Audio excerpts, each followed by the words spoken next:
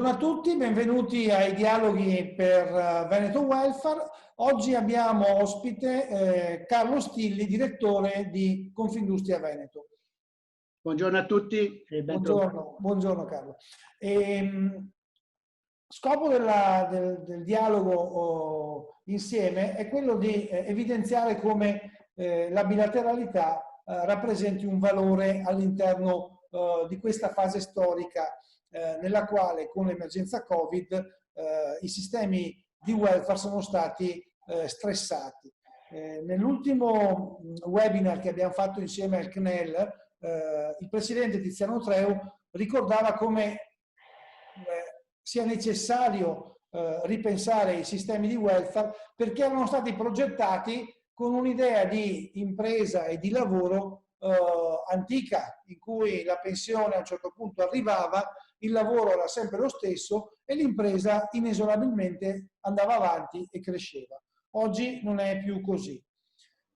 Contemporaneamente il sistema del welfare integrativo, generato appunto dalla collaborazione tra le parti sociali, ha prodotto grandi risultati, tanto che in quella sede il presidente Treu arrivava a considerarlo come investimento sociale. La domanda che le faccio, direttore, qual è il ruolo della bilateralità e del welfare contrattuale in questa fase di debolezza dei sistemi statali di welfare e tra i sistemi, oltre alla sanità, il lavoro, il sociale, le pensioni, ci metto dentro anche l'istruzione? Domanda molto interessante. Noi stiamo venendo da un momento, e siamo ancora dentro purtroppo, un momento molto particolare che ha stressato tutte quelle che erano le situazioni, diciamo, non perfette in cui il mondo dell'impresa, del lavoro, del sociale anche era situato.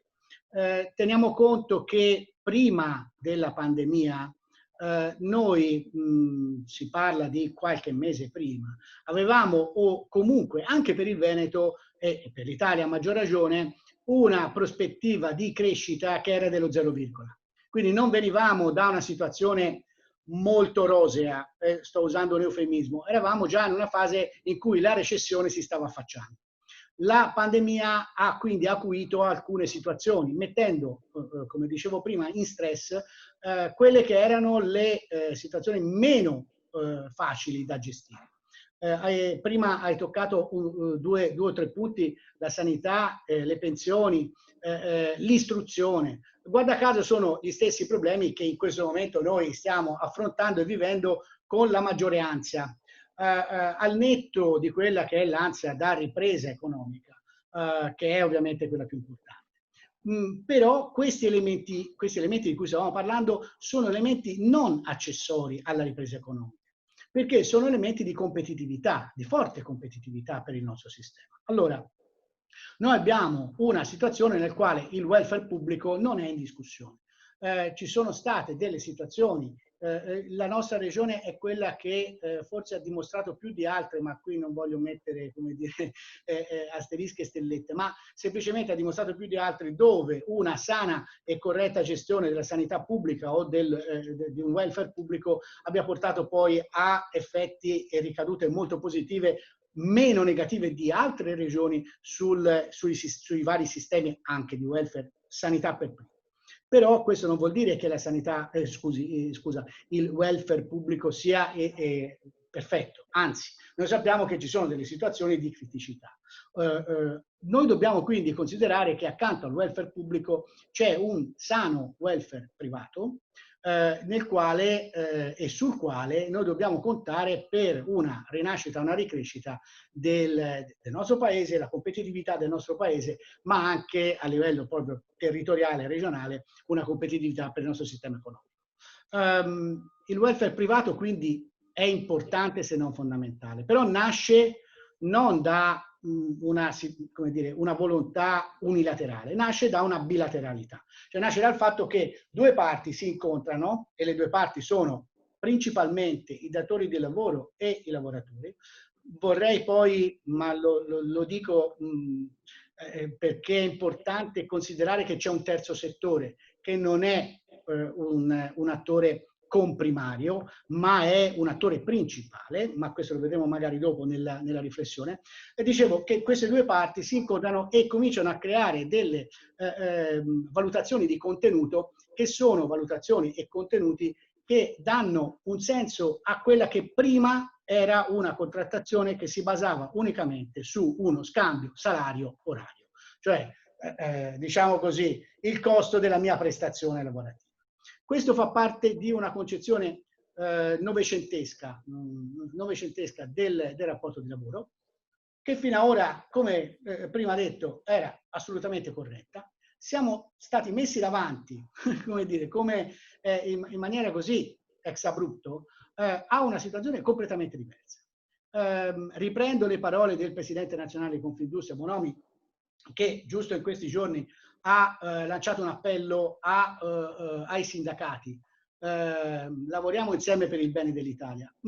Al di là e al netto diciamo così, del pretesto della situazione scatenante, quindi una situazione molto conflittuale, in alcuni casi chi ha vissuto come noi gli anni 70 ha sentito riecheggiare alcune parole e alcune forme, diciamo così, che uno sperava di essersi lasciato definitivamente alle spalle, ma sorvoliamo su questo per un attimo, pur dando la solidarietà a tutti quelli che ne sono stati colpiti. Mentre vorrei entrare sull'argomento perché mi pare importante. Noi veniamo e siamo ancora in un rapporto contrattuale sostanzialmente scambio salario-orario. Noi se vogliamo affrontare in maniera veramente competitiva un cambiamento in cui siamo già adesso e quindi non ci facciamo in qualche modo portare via con la piena, ma cerchiamo di governare la canoa, allora dobbiamo riprendere in mano il concetto di ridefinizione del lavoro in sé e agire per un confronto sui contenuti tra imprese, sindacato e terzo settore. E qui nasce la grande sfida di un welfare privato in cui ci siano contenuti innovativi e in cui non solo si venga incontro alle esigenze dei singoli e delle imprese, ma queste esigenze dei singoli e delle imprese trovino una forma di coniugazione, una forma di paradigma che possa diventare effettivamente competitività. Quello che al nostro territorio forse un po' meno, ad altri territori forse di più, ma in complesso al nostro paese manca. Questo vuol dire anche che noi dobbiamo considerare che elementi che fino ad ora sono stati in qualche modo quasi di contrapposizione devono diventare elementi di unicità. Faccio un esempio, se vuoi, importante, ma che fino ad ora è stato quasi visto con un po' di sospetto. Cosa vuol dire conciliare i tempi di vita e lavoro, per esempio? Allora, ci siamo resi conto in questo momento dell'importanza della scuola non solo come istruzione, ma anche come strumento che permette di avere una realtà sociale complessa nella quale uomini e donne lavorano, producono e nella quale i figli riescono ad avere una famiglia che produce valore e nello stesso tempo che lo Stato, il sociale, interviene per far sì che abbiano istruzione, abbiano non solo l'istruzione, cultura identitaria, cultura sociale. Allora, tutto questo si può attivare soltanto se c'è una identità di vedute, l'obiettivo comune tra impresa e lavoratore, e nello stesso tempo un terzo settore che interviene a supporto di questo. È quello che dicevo prima, cioè non ci sono soltanto due attori, ce ne sono più di uno e in questo caso intervenire su questo diventa un elemento fondante. Concludo la risposta, ma voglio fare un accenno su un aspetto che secondo me è fondante anche rispetto alla domanda che hai posto. Noi come obiettivo ci poniamo scusate l'inglesismo, ma tanto è facilmente comprensibile, ci poniamo davanti l'obiettivo di arrivare a un new normal oppure ci poniamo l'obiettivo di arrivare a un better normal, cioè a un miglioramento della nostra situazione di lavoro, di vita, di società. Se questo è l'elemento sfidante, io credo che noi dobbiamo superare il fatto di ritornare a qualcosa e invece affrontare in maniera costruttiva verso un qualcosa di nuovo, migliore. Ci vengono messe a disposizione, come dire, opportunità e risorse, non tantissime, purtroppo ci dovremo indebitare, questo sarà un problema, però a fronte di questo abbiamo una grande opportunità. Ci indebitiamo per costruire infrastrutture, e infrastrutture non sono soltanto le strade, le autostrade, ferrovie e quant'altro che sappiamo benissimo, ma infrastrutture immateriali, a cominciare dalla cultura e dall'istruzione e dalla formazione. Queste sono quelle infrastrutture sociali che ci permetteranno di guardare a un domani migliore e non soltanto un domani che è come era prima di quanto è accaduto e stiamo vivendo in questi giorni. Interessante il tema della competitività. Io credo che probabilmente l'evoluzione che è avvenuta nella contrattazione con la produzione appunto di un welfare contrattuale aggiuntivo fino al welfare aziendale, io credo che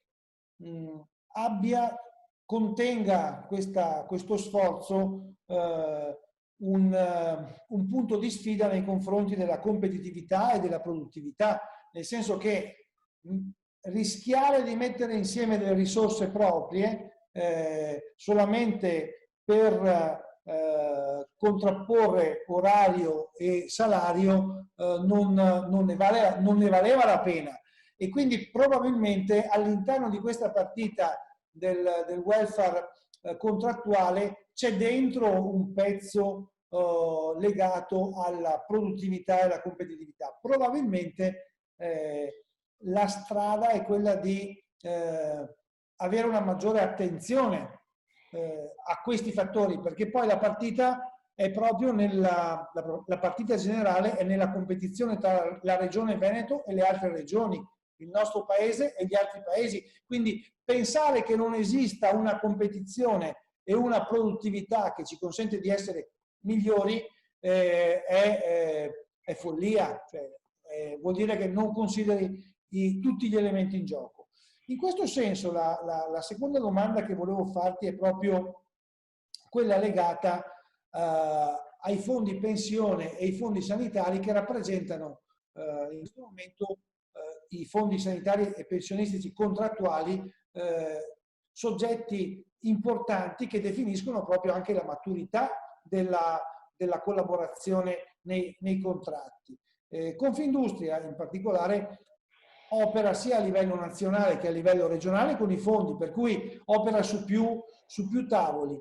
Pensando proprio a questo vostro punto di vista ampio e tenendo conto della necessità che, per esempio, la partecipazione alla previdenza complementare pensionistica sia quasi in qualche modo obbligatoria per tutti i lavoratori che vogliono avere una migliore pensione oppure vogliono andare prima in pensione utilizzando la seconda gamba. Ecco, secondo te, Carlo, quali potrebbero essere gli elementi che potrebbero aiutare?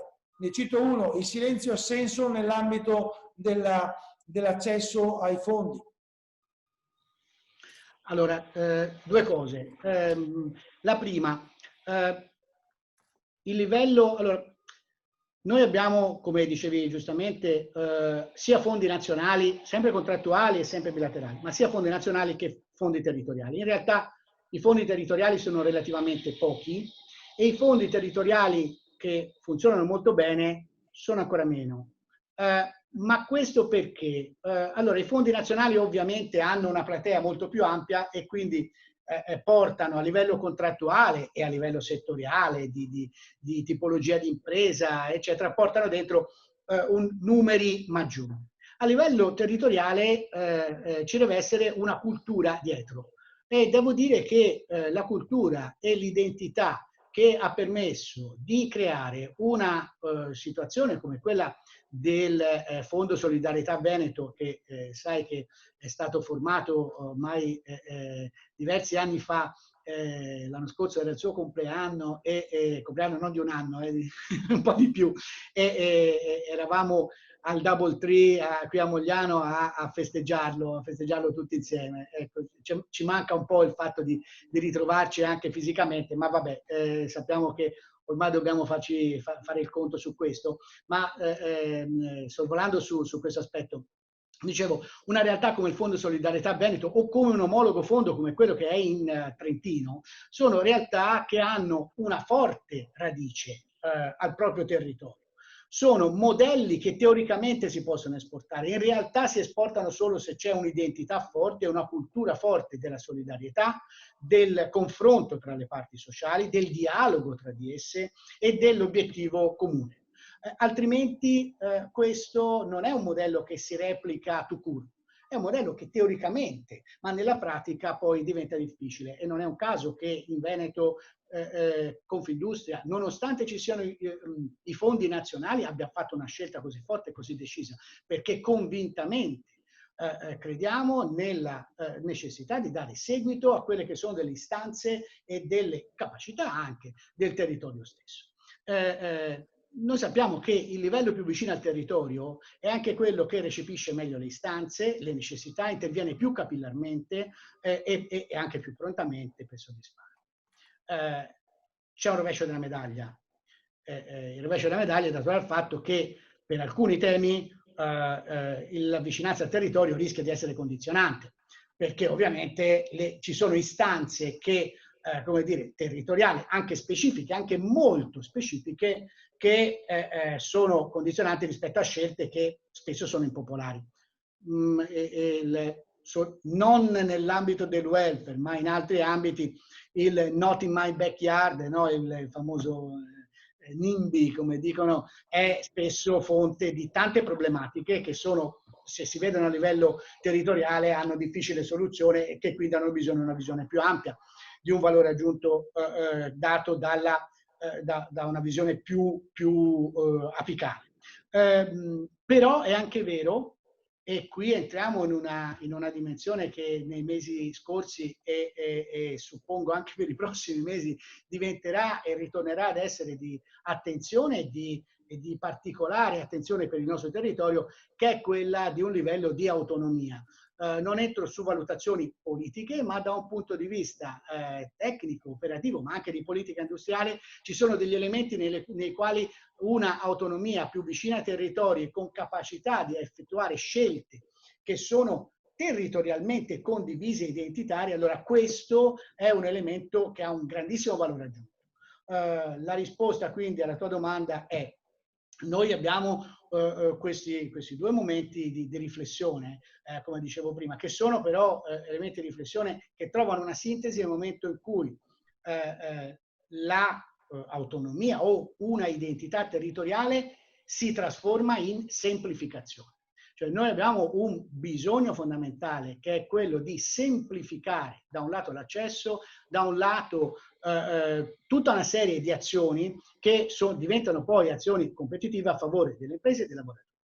La semplificazione anche nel nostro mondo, parlo adesso del welfare specifico, la semplificazione è un elemento di competitività assoluta ed è un qualcosa che dipende dalle parti, ma non solo. E qui naturalmente si chiama in causa l'amministrazione, la pubblica amministrazione, il legislatore, che sia legislatore regionale o nazionale, e su questo tema quindi una semplificazione che deriva dalla capacità di leggere in maniera più efficace il territorio, la sua identità, la sua cultura, e che dà risposte più vicine e più immediate rispetto alle necessità che il territorio evidenzia.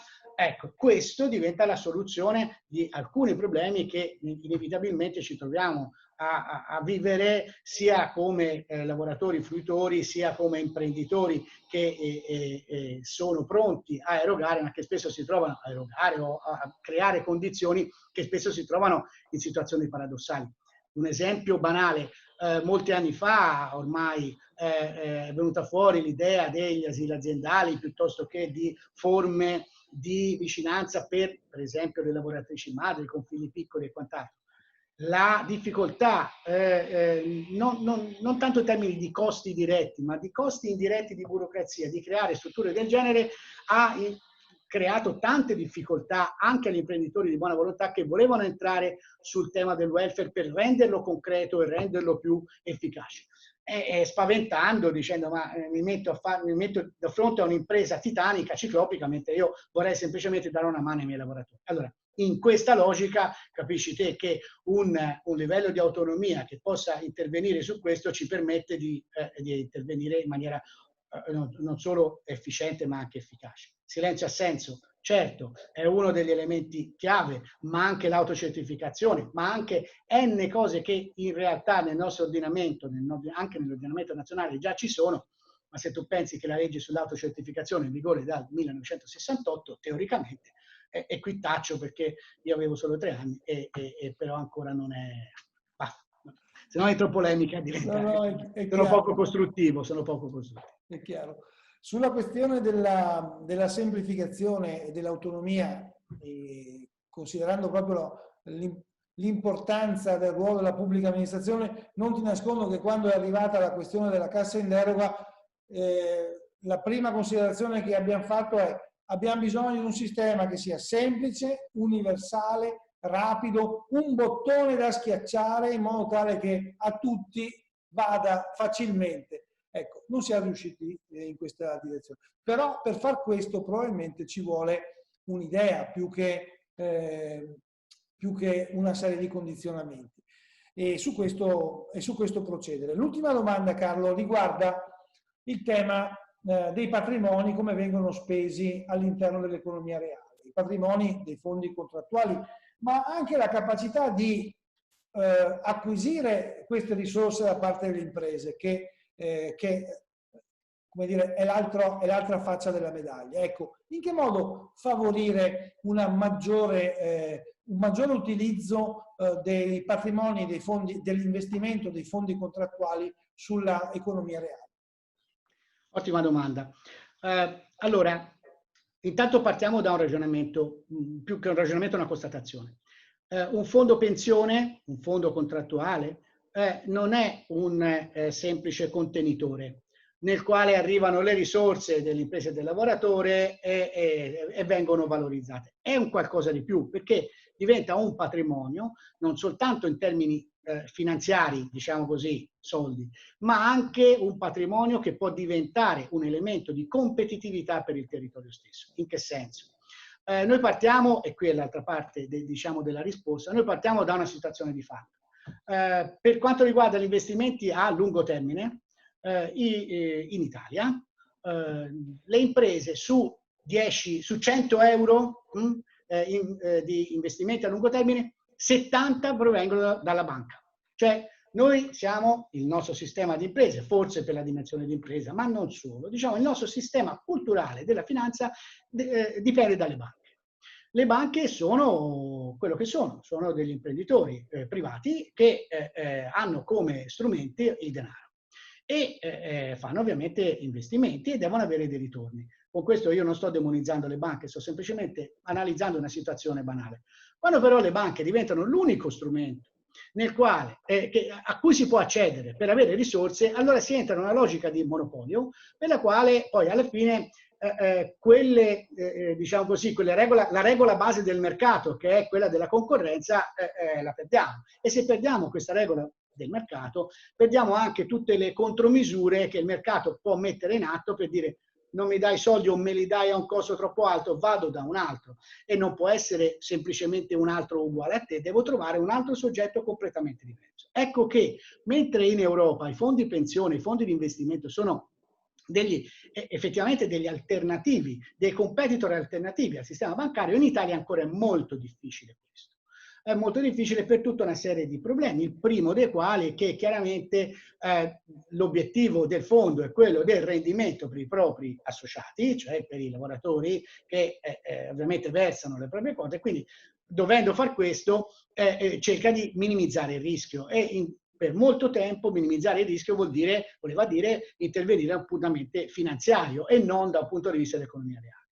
Qui invece il ruolo che i fondi pensione, i fondi di investimento, insomma diciamo i fondi pensione, possono svolgere è un ruolo fondamentale proprio per una competitività che mai come in questo momento è una competitività che non può essere soltanto avere un maggior debito, ma deve diventare una compartecipazione tra chi ha risorse e chi può investire per far fruttare queste risorse. Questo è l'elemento chiave.